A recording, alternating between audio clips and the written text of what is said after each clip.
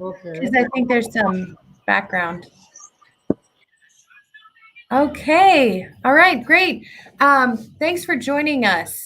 My name is Joanna Nelson, and I work for the Economic Development Department. And you have tuned in to our very first interview with the New Mexico Rural Efficient Business Program. And this is our first attempt at streaming live.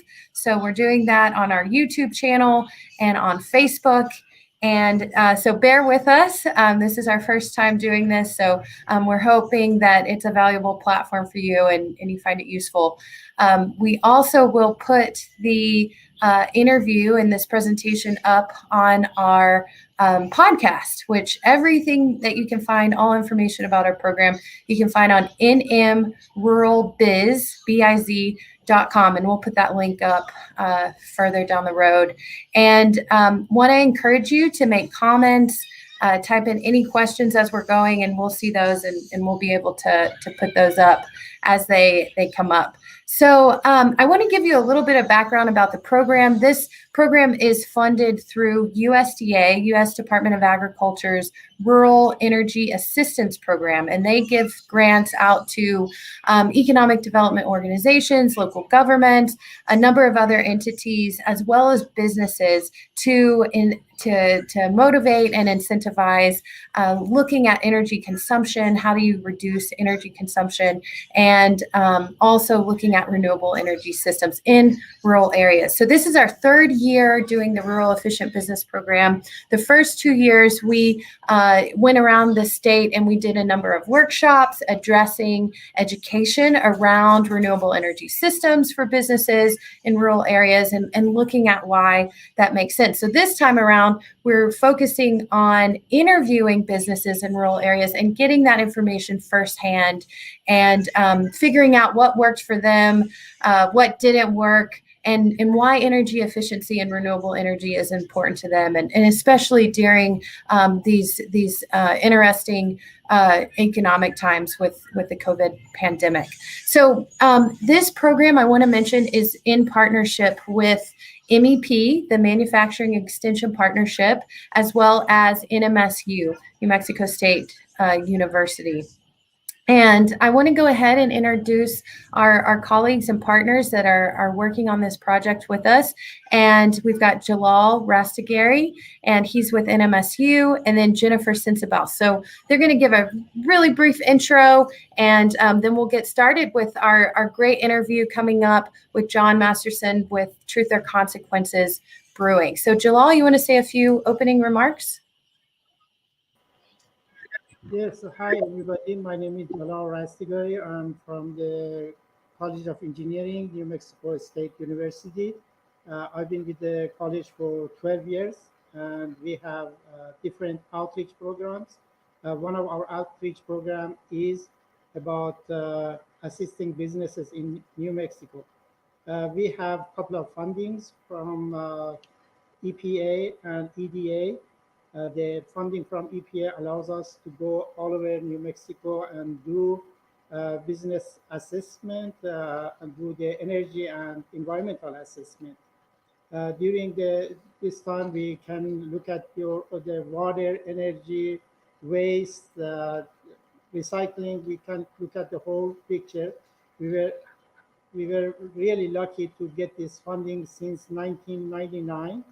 For more than 20 years, we have this funding, and we just got our new round of funding, which we just got it last week, and it's going to start October 1st. So in a couple of days, we're going to have another funding for 2 years, and hopefully we will be able to help businesses in New Mexico to be more energy efficient. That's it for the time being. All right, great. Thank you, Jalal. And want to bring on Jennifer Sensabaugh. If you want to give a brief intro, Jennifer. Absolutely. Thank you, Joanna. Thank you, Jalal. Excited to be here with partners, New Mexico Economic Development, NMSU, and New Mexico MEP, and of course, most importantly, small businesses across New Mexico.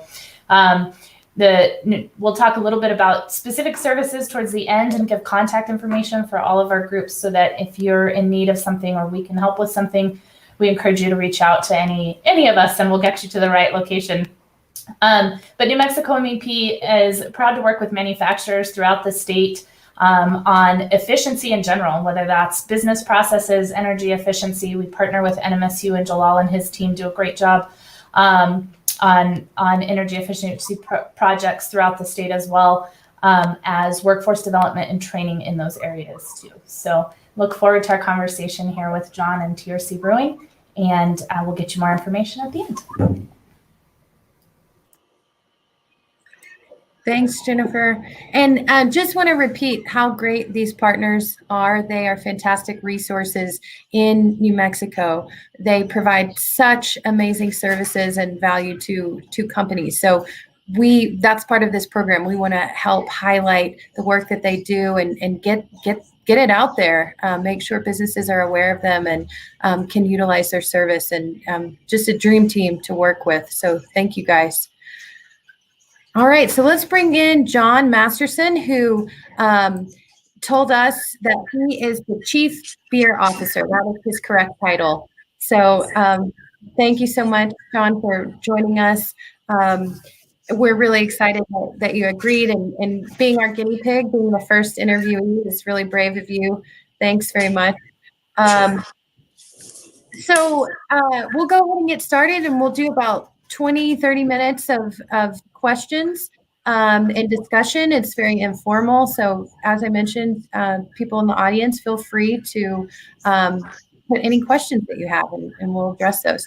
So John, I wanted to just go over a little bit of background for folks to get an idea of where your business is located, kind of your industry. So could you give us a little bit of brief description about Truth or Consequences?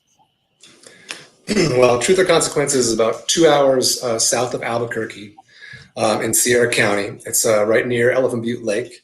It is famous, probably most notably for its hot springs in the historic downtown district. And that was one of the things that was astonishing to us when we came through as tourists back in 2015. We were working in technology up in Seattle and discovered this funny little town with hot springs and art galleries and gluten-free sandwiches in this tiny little town. And so we sort of developed a crush on the town and switched careers, and here we are. Great. And so did you guys officially move down in 2015? We came through as tourists in September 2015, and then in a impulsive moment bought a downtown building in February of 2016. So just a few months later. And then we moved down here in May of 2016 to begin working with an architect and about how to turn this historic old building into a modern brewery. Great. So tell us a little bit about the industry that you're in. Well, craft beer is exploding continuously since about 2000 or so. The lowest number of breweries in the country in terms of what year, when was the low point? It was like in the late 70s.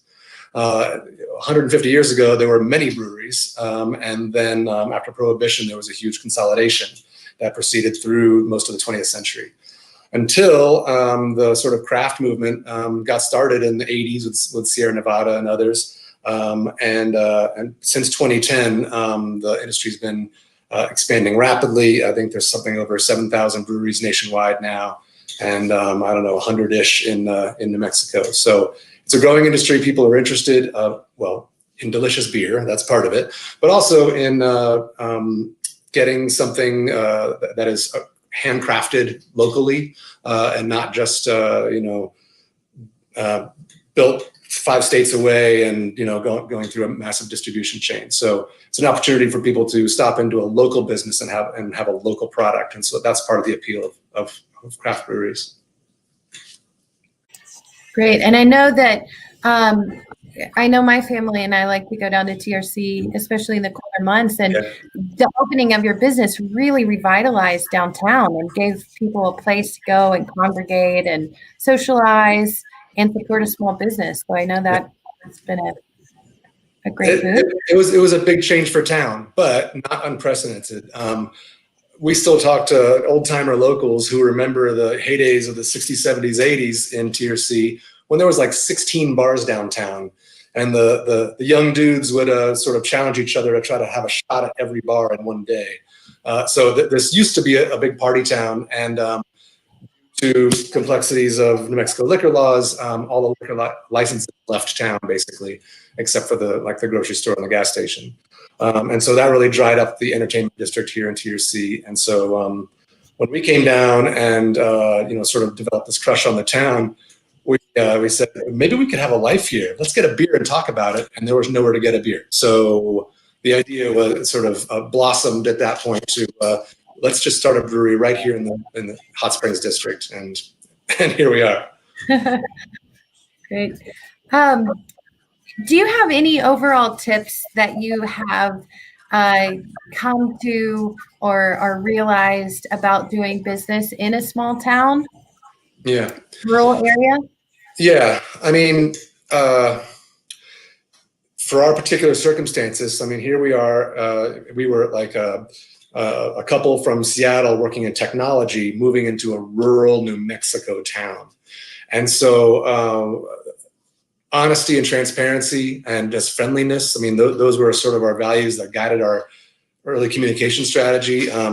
This town is, it's been rough times the last couple of decades here in TRC. And so there's some sort of baked in cynicism. And so there was a lot of eye rolls when we started telling people that, we were moving to town and buying a building and opening a brewery. And so we just, in order to sort of combat that cynicism and be transparent about our process, we actually started an email newsletter, but knowing that not everyone uses email, we would print them out and put them in the window of the building. And so as curious locals, were walking by, and we were right in the center of the downtown commercial district, they would see, the latest newsletter up with actual updates. And it takes a while to do a commercial building project with all the licensing and plans and permits and whatnot. And so, there was no obvious action here for 8 or 9 months because it was all like paperwork in the background. And so that was our way to sort of share with the community that we were making progress, even though there weren't any, saws and hammers happening. So honesty, transparency, and friendliness, I would say that's how you do it in a small town. Yeah, that's a great tip. I would agree with that. I think working in a rural small town, I think the importance of really being a part of the community is even stronger than in an urban area. Yeah. All right. Well, let's get into discussion about your energy consumption and efficiency and really the bulk of the purpose of the program. So I want to bring up Jalal. We're gonna kind of do a tag team of questions between all of us. Okay. All right, thank you, John. Great job. I stopped by your place and it was really great. And we are hoping that we can, help you to even improve more. I know you are doing a great job, but please feel free if you need any help, and we'll be there. I have a few questions about your energy consumption. Mm-hmm. What role does energy consumption play in your process, production versus financial? I think I heard most of that question. Could you just hit me one more time? Yeah, what role does energy consumption play in your process? And mostly about production versus financial, how important is to production? Sure. Well, I mean, our situation is a little bit, it's common, but it's also complicated. And insofar as our production facility is also our tap room that is open to the public. And so, something maybe we should talk about some other time is how to start figuring out to what degree our energy consumption is production related and how much of it is tap room, front of the house related.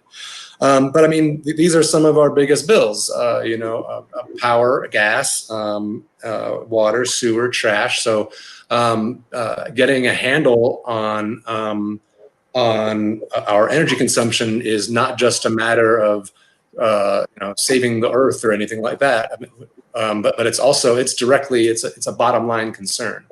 And so because we were converting a 1928 building into a modern brewery, basically that meant that everything had to be replaced. And so we had all the opportunities to start addressing a reduction in energy use as part of the design. So it's one of our biggest bills, and so we were keen to minimize energy usage from the get-go. Okay. So have you figured out what is your biggest area of consumption? Is it your heating, cooling? Is it your process? Is it your, what is the biggest area of consumption? I would say our biggest energy consumption is electricity. Part of that is bound to be from the pumps and other equipment that we use in the production process, but a large portion is refrigeration and air conditioning. It's a 4,400 square foot building with a peaked roof that it's about 16 or 20 feet high, and so it's a large volume of air inside to keep cool. And we have several hundred kegs that need to be kept cold, and so we have a large cold room. So there's a lot of refrigeration going on, and that means there's a lot of electrical use. Okay. Have you had any experience reducing your water, your energy? Have you done some measures that reduces those? Yeah, I've got a story about water for sure. We haven't done the calculations yet, but big commercial breweries like Budweiser, et cetera, they track very carefully the amount of water they use compared to how much beer they produce. And so knowing that is one of sort of an industry benchmark. While we haven't done the calculation, we started looking at ways that we could not use as much water. And the first big change we made in our process was to begin reusing our reverse osmosis wastewater. The water here in TRC, municipal water, is perfectly safe, but it's not great for making beer. It's too high in certain minerals. And so we use a reverse osmosis system in order to start with almost distilled water, very almost mineral-free water, and then we add minerals appropriate to the beer style. But that process of creating reverse osmosis water creates wastewater. It basically splits your water in two and says, here's the unmineralized water and here's highly mineralized water on the other side. And when we first started, that highly mineralized water it went down the drain. Well, another part of the process on the actual day we brew, we need a large quantity of very cold water in order to help cool the beer through a heat exchange process. And so we realized that we could use that highly mineralized water as the cold water on brew day. And so now, when we make the reverse osmosis water, we send the wastewater into refrigeration, and so it gets cold for brew day. And during the process of the heat exchange, that cold water becomes warm water, and so we can use it again as wash water, rinse water at the end of the day. So that saves us, 1,000 gallons plus of water every brew day. And of course, despite the fact that Truth or Consequences is sort of the wateriest town in New Mexico, with the Rio Grande, Elephant Butte Lake, and Hot Springs, there's water. It's a town all about water, but overall, water is obviously by definition scarce in the desert, and so we felt like it was important to try to do our part to reduce that waste. Perfect. So do you have some experience with energy consumption as well, that you were able to reduce your energy? Did you have any measures to reduce your energy as well? Yeah, in terms of reducing electrical usage, we've taken several measures. Some of them are small, some of them are big. Small things like ensuring that we designed the new lighting system to use all LED bulbs and have them all on dimmers, and so we could reduce that lighting expense just a bit. But we also installed solar tubes, which are sort of like skylights, and so at midday, we don't need to turn on any lights in the brewery actually at all, because there is sufficient light in pretty much everywhere from daylight. And so that's the way that we designed in a way to reduce electrical usage. But probably the big thing, the biggest thing we did was we've got 79 solar panels on the roof. And that reduces our electrical bills depending on the month and the weather by anywhere from 15 to 30% or so on every electric bill. And we can talk about the solar more, but those are some of the ways in which we've tried to reduce our electrical usage. All right, great. Jennifer, if you have some questions, please go ahead. Yes, absolutely. Thank you.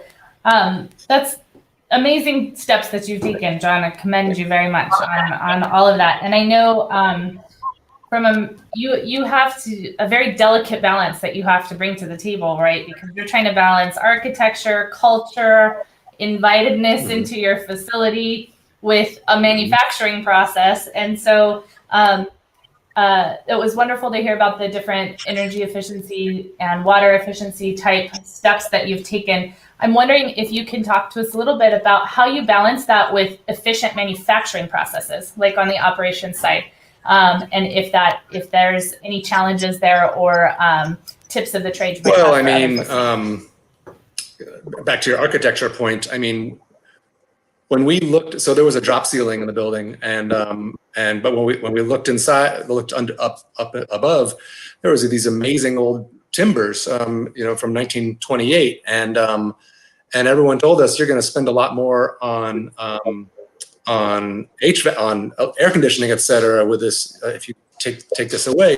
But we just made the decision that we just had to have that expansive feel of walking in and having those rafters up above you.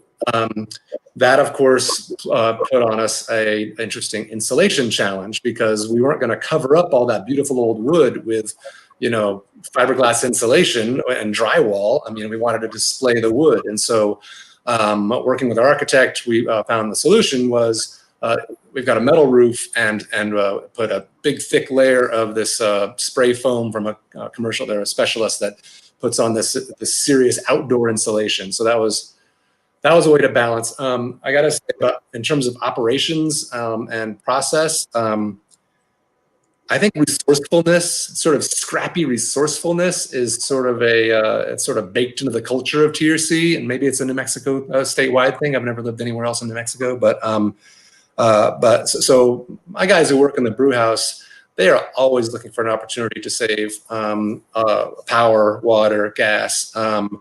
And so I think that as an employer, every boss can do a lot just by supporting and instilling that culture of don't waste.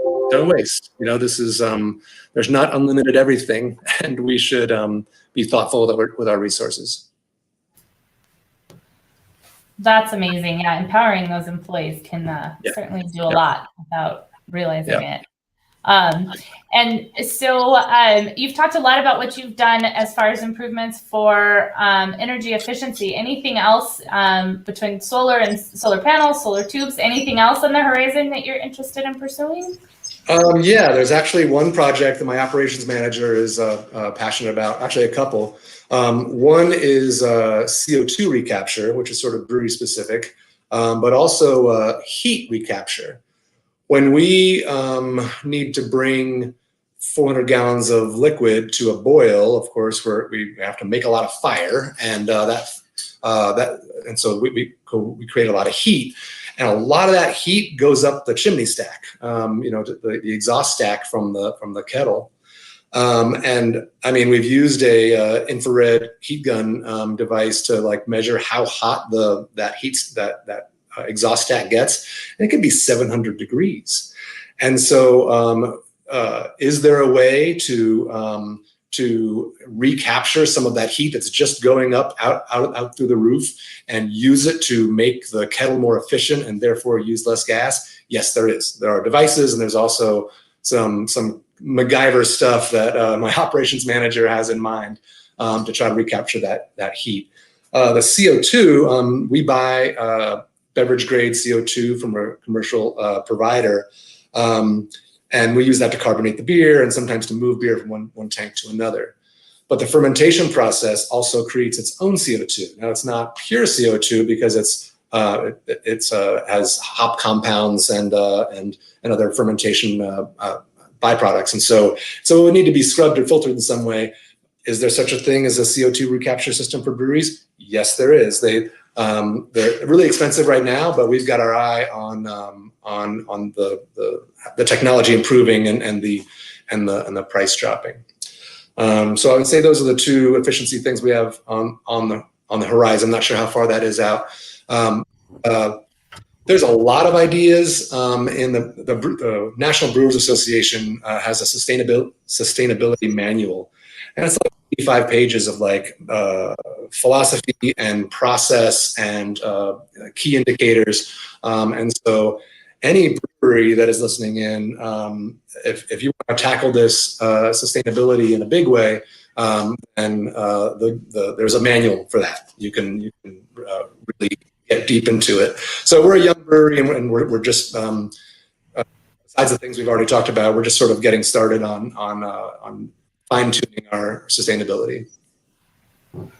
Well, you've absolutely come a long way, and you can tell that it's very important to your culture and the organization as a whole. So congratulations on that. Joanna. Great, thanks, Jennifer. John,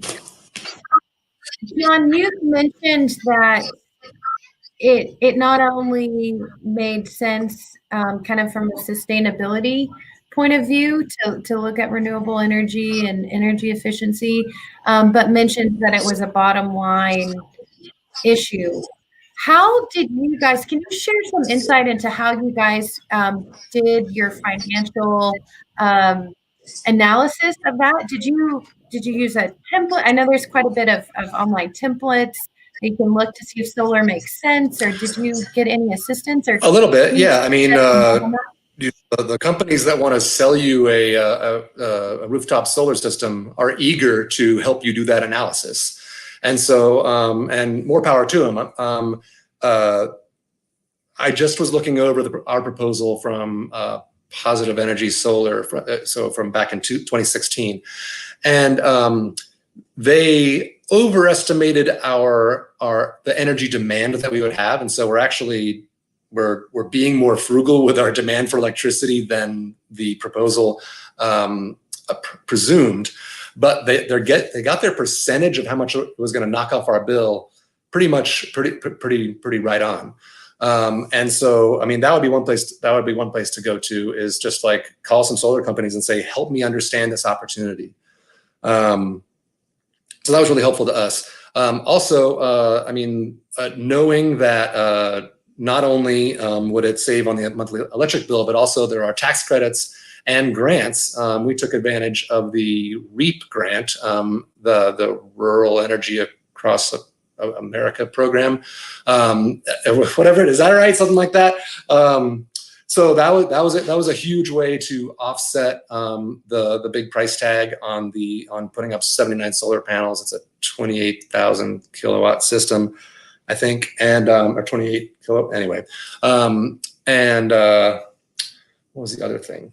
Oh, we also got a LEDA grant in order to, because we were doing so much utility infrastructure work, and so there was enough ways to offset both our short and long-term expenses, and that really made solar a no-brainer. Especially, this is New Mexico. I mean, talk about, what resources do we have lots of? Well, boy, do we have sun and wind? Yes, we do. And so that was, it just seemed obvious to us. If we're going to be in a place that was, 300 sunny days a year, why not use the free energy from the sun? Why not? Agreed. You mentioned that the Brewers Association, the National Association, has that sustainability manual, which is fantastic. Maybe we can talk with Jennifer later to see what other industries have a manual to get that information out. But can you talk about within the brewing industry? It sounds like you have quite a bit of support for looking at energy efficiency and renewable energy systems. Are there any particular trends occurring within the industry that you guys have kind of tagged along with, or areas of support? Can you talk about what the response has been with your peers? Yeah, I mean, I would say the vast majority of craft breweries are excited to be as sustainable as possible. I know there's a Rocky Mountain group of breweries that are and Northwest breweries that are passionate about clean water, because after all, most beers are 95% water, and so protecting watersheds is a common brewery sort of side hustle. But also, there's been some really cool innovation. There's a brewery in Montana that worked with their municipality to do their sort of brewery sewer discharges at certain times on certain days in order to complement the city's wastewater processes, and in order to save the city money and turn wastewater into clean water. There's a brewery in Alaska that took one of the major waste products from a brewery that is spent grain that has been used up in the brewing process, and they use that to actually they dry it and brick it up and use it to fuel their boiler. And so CO2 recapture is the other one that I mentioned.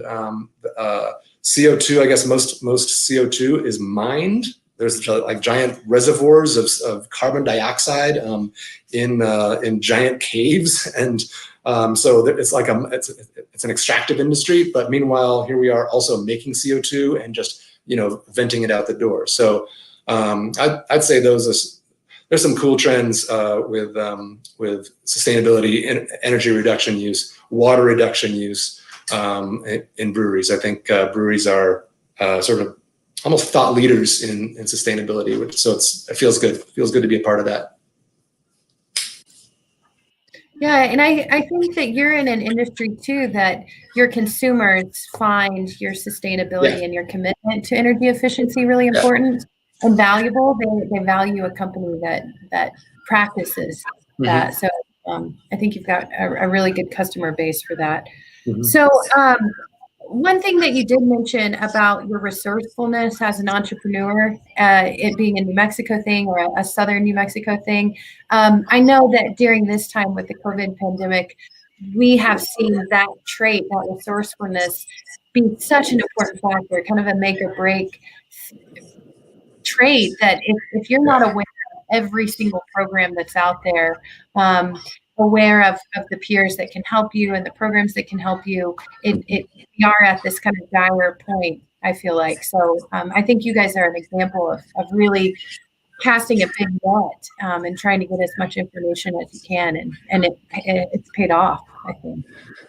Yeah, the pandemic obviously has been a real kick in the what for breweries and hospitality businesses all over the world, and so as soon as talk began at the federal level of sort of disaster assistance, we were all over that. It's mostly what I've done this summer is sort of track disaster assistance programs, because our sales are down 60%, 70%, something like that. So under the current restrictions, we're allowed to have 25% capacity in the tap room.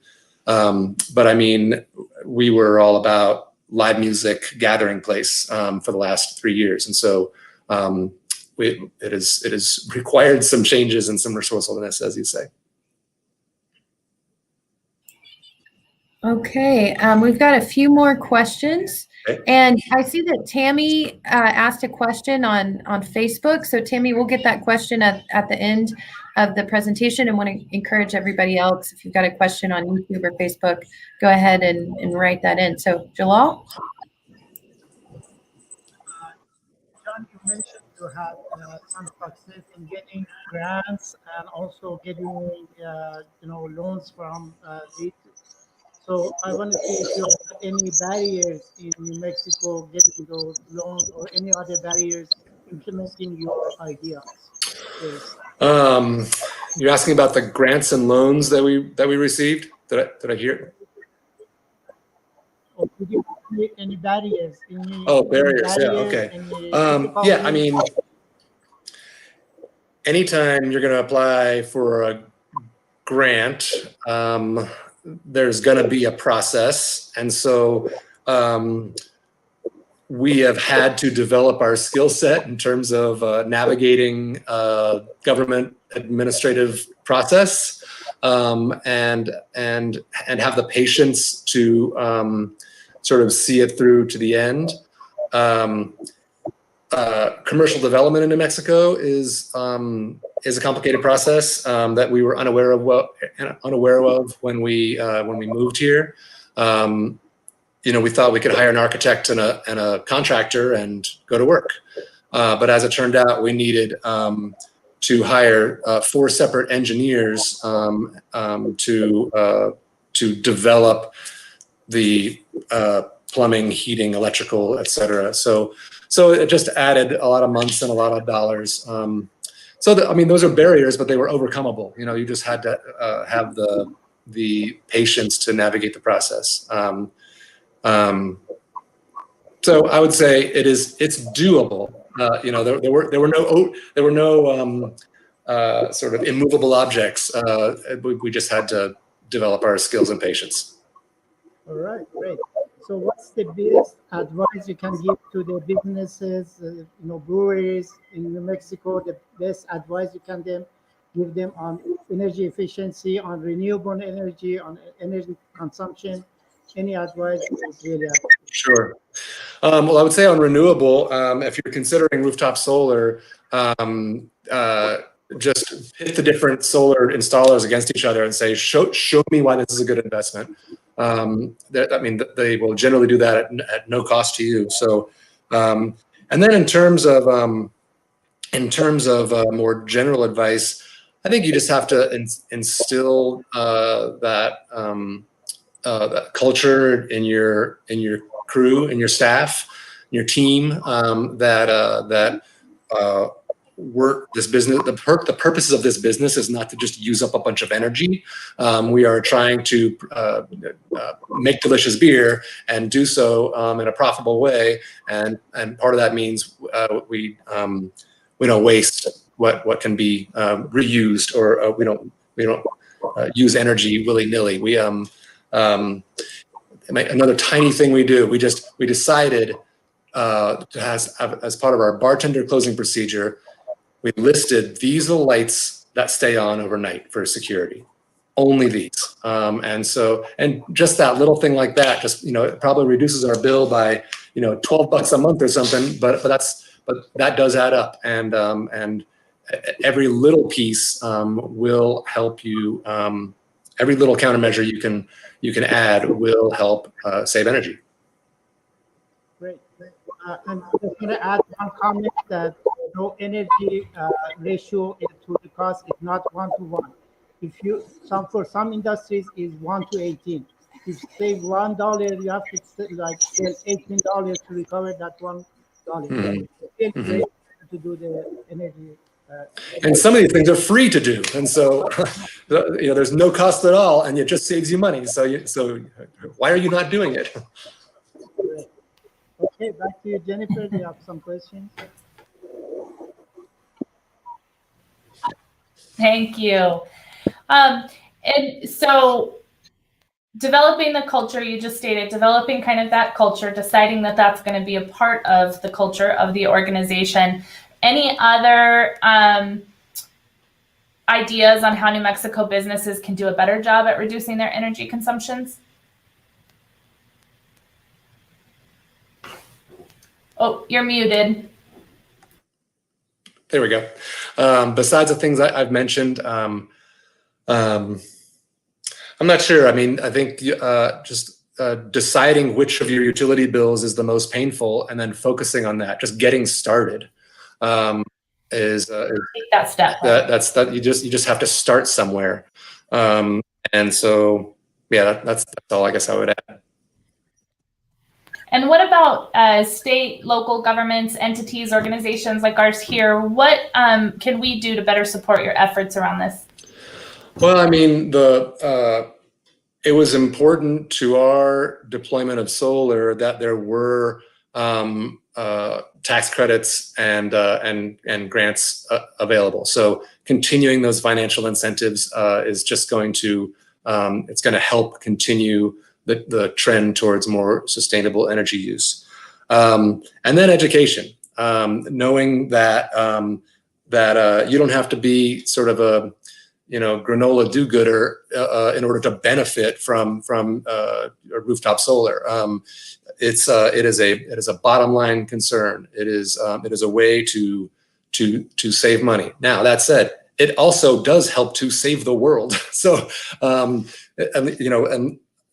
I don't want there to be more floods and wildfires and hurricanes and all that. And so the more we can do to generate electricity from sources other than coal and oil, et cetera, the better. So I want to be a part of that. And when we first moved here, I learned that the town actually has a sizable solar farm on the edge of town, but it does not come near the demand of the businesses and houses here.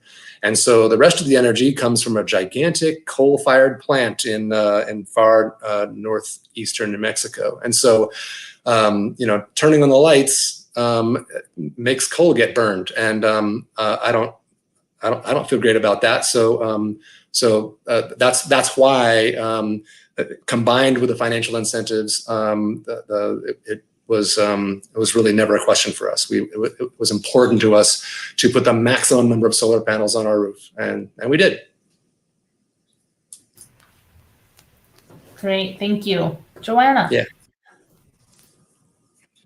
All right, John, we're wrapping it up in terms of our questions, but you've kind of answered this. We wanted to get at, if you were kind of you could make some decisions in New Mexico, what are some things that you would want to implement or change to support energy efficiency and renewable energy? So you talked a little bit about incentives. Anything else you would want to add? Well, at the sort of economically, let's focus that a bit. So business-wise.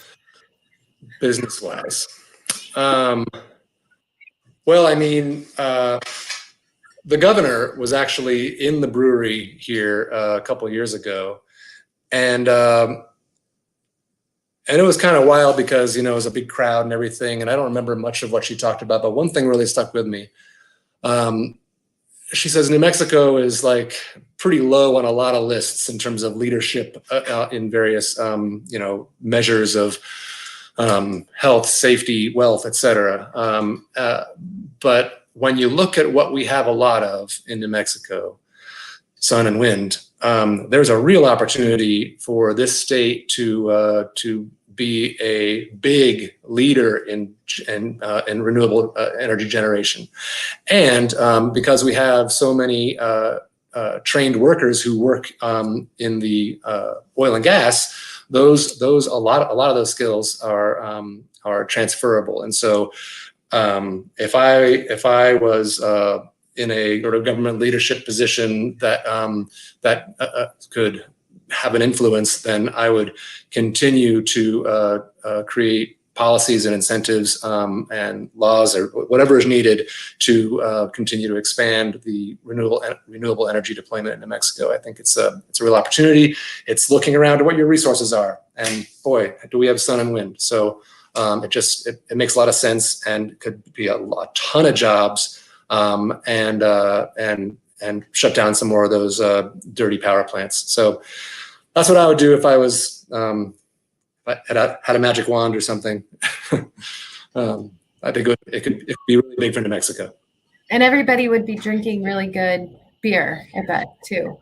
Absolutely. Readily available. That's right.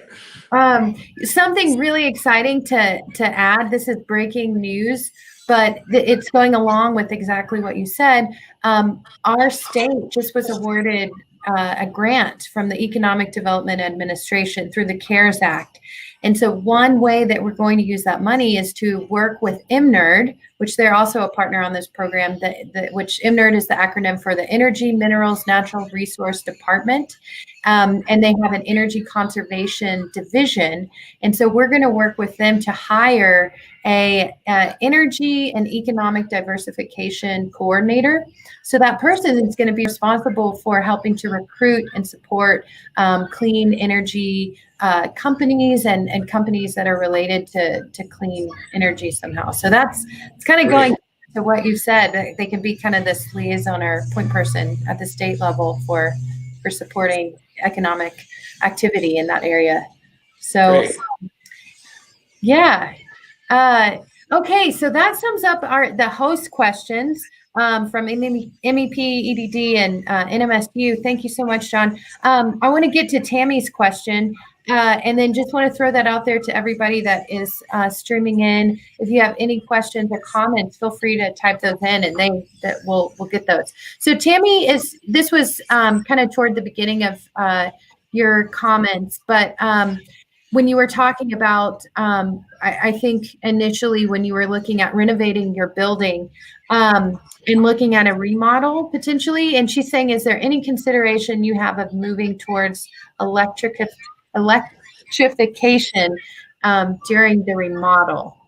Does that make sense to you, or?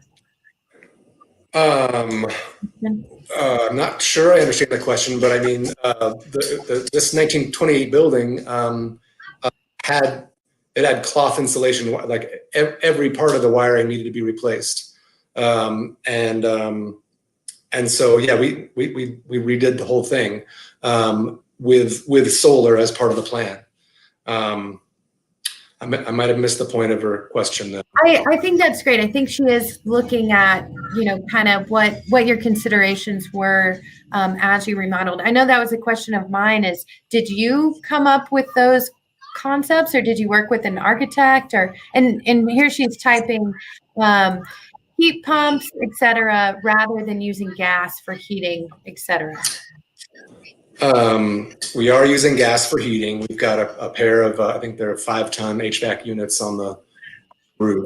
And I mean, we relied on a mechanical engineer. I mean, we expressed our intentions to have a totally comfortable space that was energy efficient, et cetera. So I think there's standard HVACs though. We did upgrade the power supply to the building to 3-phase for some of our brewery equipment also. So that had to be worked into the plan.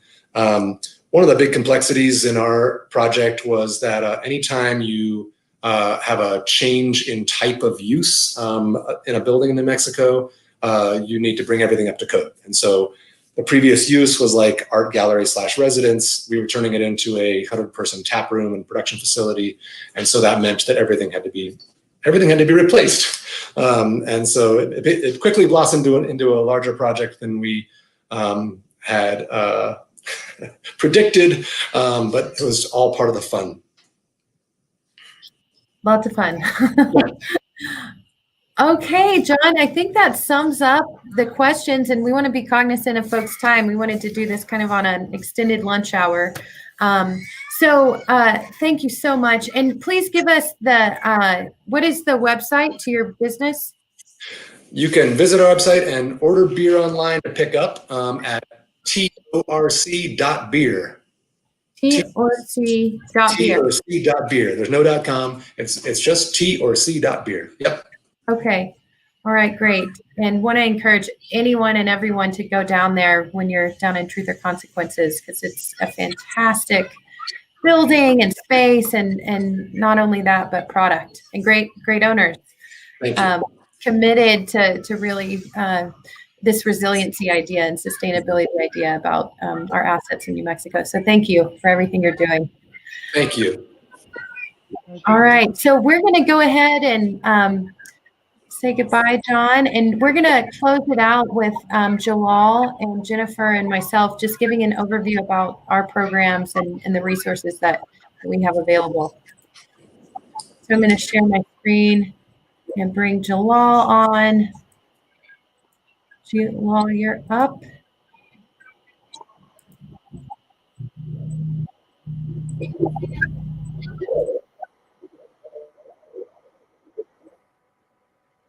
All right.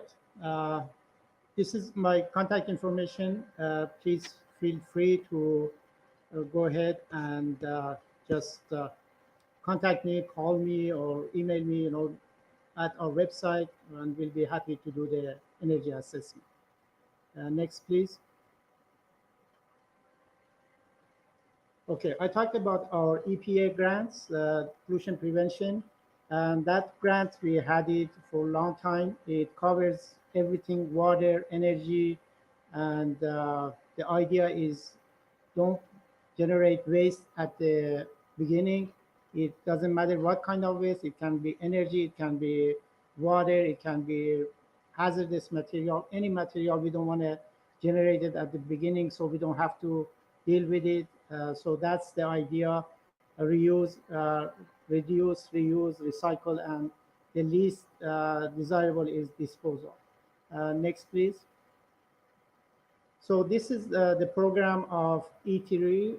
We work closely with Jennifer's team, MEP, and TMAG, which is equivalent of MEP in Texas. And we do like 2.5 days of assessment. We do detailed studies of their process, of their energy, water, waste, everything. So usually it's about 2.5 days, depends on the size of business. If you have small business, definitely we can do it in less, in 1 day or 1.5 days. But we are going to do virtual assessment. So we are planning to do the virtual assessment. So hopefully we can do a lot more. And that's the plan, to do the virtual assessment. And we talked about the lighting, we talked about the, all kinds of things in the building. And finally, we come up with the report that covers everything and comes up with a bunch of recommendations. Next, please. So these are the businesses that, the sectors that we worked with. We were very flexible to work in all kinds of businesses, but our new EPA grants is restricted on food and beverages. So mostly it's going to be breweries and wineries and some ag processing.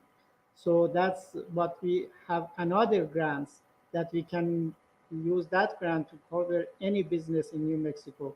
So don't worry about it. If you have any issue with your business in terms of you are needing your assessment, please feel free to contact me. Next, please.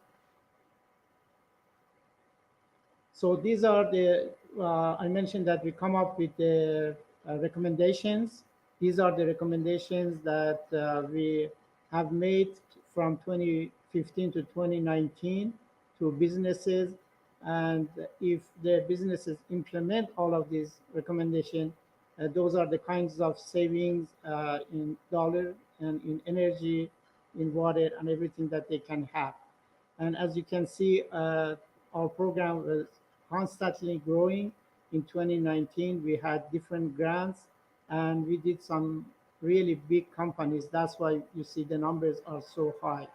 And we are really low, are going back to 2018 or maybe 2017 in 2020 because of the pandemic. But we are hoping to get back and do a lot more because of the remote assessment. So that's the plan. Please feel free to contact me, and thank you all for being part of this program today. Thank you.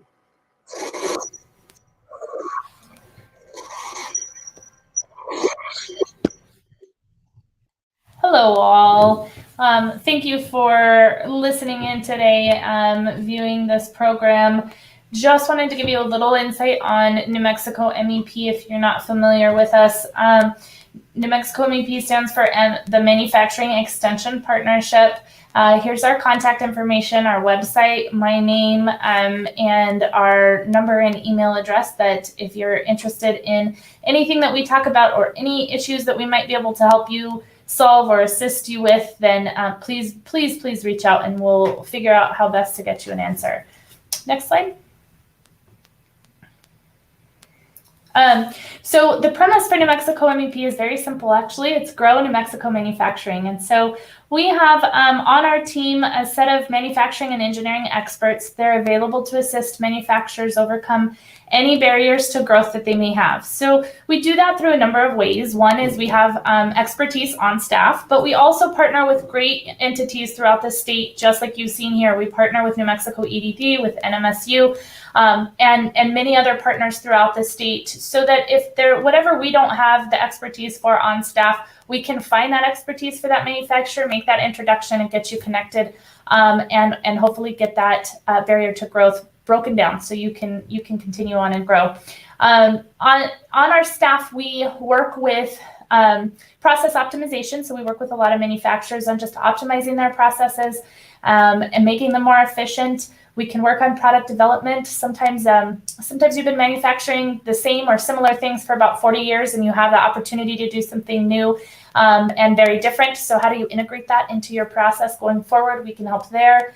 Scale up processes. I'm making 5 widgets this week and I have an order that's going to require me to make 500. How am I going to get there in the most efficient, economical path possible?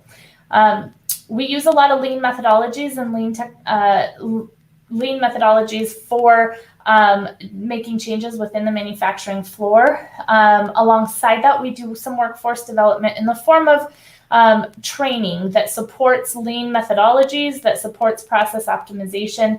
In this pandemic, things are a little bit different because we utilize systems that have live simulations. So you learn a little bit and then you do the simulation, which works really great for workforce.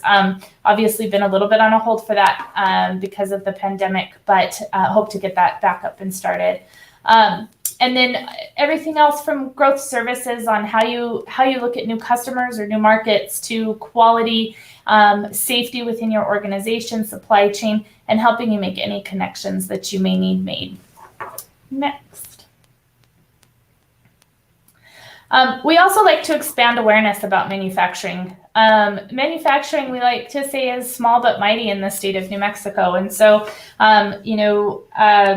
doing another interview with a company last week, and proud to say that New Mexico is home to the only nitrile glove manufacturer in the United States.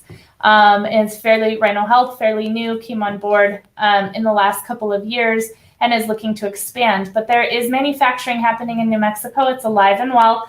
And this is great timing because tomorrow we kick off Manufacturing Month in the state of New Mexico. So it has been proclaimed that October is Manufacturing Month. Typically, in a typical year, we'd be doing tours throughout the state. So manufacturers would open their doors for tours.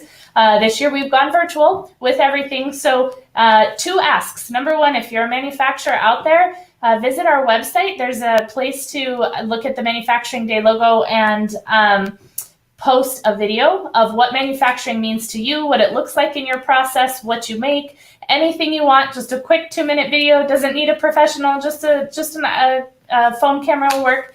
And then stay tuned. Number 2, my second ask is to stay tuned to our website and our social media promotions, because we'll be posting those videos so that you can see what is truly made right here in New Mexico by New Mexicans, and it'll be a lot of fun. Next slide. So as Jalal kind of alluded to, we are part of a national MEP network through the Department of Commerce, the U.S. Department of Commerce. And so what that means is that there is an MEP in every state and in Puerto Rico in some way, shape, or form. And we have access to those experts as well. And so if we can't find the answer for you, then we can reach out to our other centers throughout the country and say, hey, anybody else run into this problem, or here's a supply chain issue. It really is an expanded network. It makes for manufacturing in New Mexico benefits definitely from experts across the country. I think that's it. Thanks, Jennifer. Okay, my name is Joanna Nelson, as I mentioned, and with the Economic Development Department for the state. And John did a really good, or he brought up a really good point about one of the reasons why they have had success is that they have really tapped into the resources that are available around energy efficiency and renewable energy systems. So want to make sure that everyone is aware and informed about some of the major financial opportunities that we have to look at energy efficiency and renewable energy systems. So first and foremost, John got it right on the head. They actually utilize the USDA REAP product, which USDA has a great presence here in the state of New Mexico, and through their Rural Energy Assistance Program, otherwise known as REAP, they do offer really low interest loans as well as grants to finance renewable energy systems. That's actually how this program is being funded and supported, as through a grant from USDA. Also, the SBA, Small Business Administration, they have a number of very low interest loans. They're a wonderful resource partner of ours. And then hopefully you know that they have partners throughout the state that offer technical assistance. So WES, SBDC, the Veterans Business Association, and SCORE all are located throughout the state and can work with businesses on a business plan, doing financial projections, applying for commercial loans, so figuring out if it makes sense to utilize some of these programs. They are there ready to hold your hand throughout the whole process. Microfinancing also is a great option sometimes. We've got a number of really fantastic CDFIs, and I'm looking at my slide. I have an error here. Axion is no longer known as Axion. They're known as DreamSpring. And we have seen CDFIs really step up during the COVID-19 pandemic and in being able to offer loans during this uncertain time that a lot of the bigger banks are not really willing to take on a lot of risk during these uncertain times. So we've seen CDFIs and independent community banks, as well as credit unions, be able to do these microfinancing deals that are under $50,000. Also, I think John mentioned this, looking at some of the energy providers is a great way to obtain financing, or even, as he mentioned, getting analysis on the front end to make sure that a renewable energy system makes sense for your company, as well as the energy companies. And then also, TRC Brewing was a recipient of LEDA funds, Local Economic Development Act funding. And so that is a grant fund that's available through the state, through our department, that can go toward qualified businesses to purchase assets or infrastructure. And so in this case, if we are talking about some type of renewable energy system that qualifies, or even looking at a water system, a number of breweries have participated in that program. So it is viable. If you have any questions, please reach out and we'll get you more information. I did want to point out some actions and ways that you can stay up to date and informed about financial opportunities, not just through EDD, but through our partners, as well as statewide and even nationally. So one of those ways that you can stay up to date is signing up for our weekly resource wrap up. And you can do that online. I'm realizing that I put these links embedded into the PowerPoint, and we'll make this available on our website. But you can just go directly to our website and sign up for these weekly wrap-ups. They've got a number of resources, grants, loans, news articles, as well as webinars and events that are happening around the state, all around financial opportunities for businesses. We also conduct finance fairs, and we'll actually be focusing on the southern part of the state coming up here in a couple of months. And basically what we're doing is inviting all organizations that have lending programs or some type of a grant program to gather. Obviously, this will be remote and virtual. And then if you have questions about some type of a project, we want to make that connection and make sure that the funders are connecting with the projects that are needing funding. So stay tuned for that. Also, your local economic development organizations or your local governments are a great resource. It's really important to stay up to date with any news or updates that they have coming out of their office. And then also, please connect with our EDD regional reps. These are our representatives that are located throughout the state, and they are the front doors, the boots on the ground, the folks that can really work with you hand in hand and make those really important connections with you locally, whether it's local government, the economic development organizations, or whatever beneficial organization. They know the players and they know the network in your region. So we do have a map online if you're not familiar with them. They're also the gateway into some of these financial programs that I mentioned. And can get you any information, answer any questions. So if you don't know who they are, you can locate this map on our website and connect with them. And here's my contact. Please reach out. Any questions, phone number, email. Our website, to repeat that, is gonm.biz. And the website, I do want to point out the website for this program. We have a specific website for it. It's nmruralbiz.com. And we've been working with an excellent organization that has helped us put that together. There you will find not only resources in the state. We'll post all this information about our partners and what's going on nationally in terms of opportunity, but also you can find information on the companies. So John has some beautiful photographs of his company and the solar panels that he mentioned. You can get the backstory.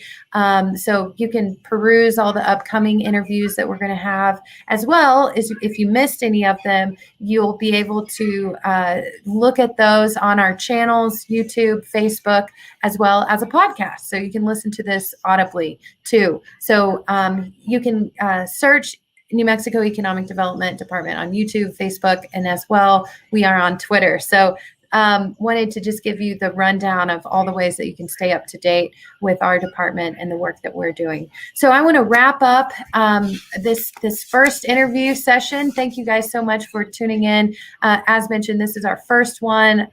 So thank you for being the guinea pigs. Thank you again so much to John and TRC Brewing Company, the staff and the team there. Thank you to Jalal. Thank you to Jennifer. Thank you to USDA.